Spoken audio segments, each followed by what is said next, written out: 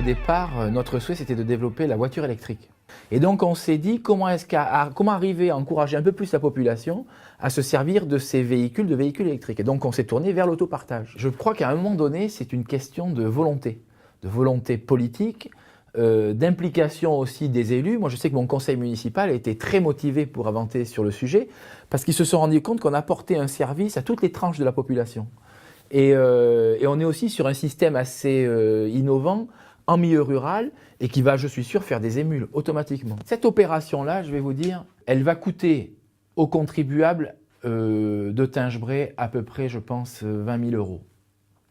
Ce qui n'est pas non plus énorme. C'est une opération qui va être de l'ordre de 50 000 €, puisqu'on va la faire cofinancer par des fonds européens. Je suis habitante de Tingebray.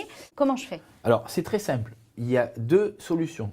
Soit vous avez Internet, et donc tout se passe par le net. C'est-à-dire que vous vous connectez sur le site de la commune. Vous devez renseigner d'abord tout votre état civil, votre numéro de permis de conduire, et également donner un RIB ou une empreinte de carte bancaire.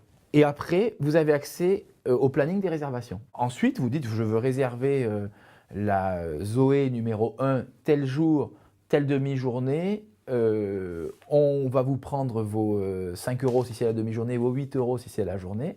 Et puis vous allez avoir un abonnement mensuel qui est de 4 € par mois, que vous pouvez d'ailleurs prendre que pour 1 mois, pour 2 mois ou pour 12 mois.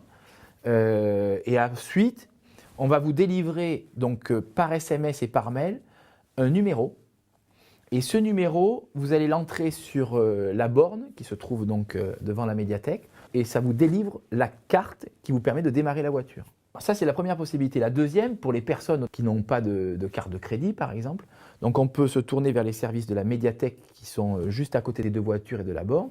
Et là, le personnel va le faire pour vous. Donc là, on vous délivre un code directement sans que vous passiez vous-même par le service Internet.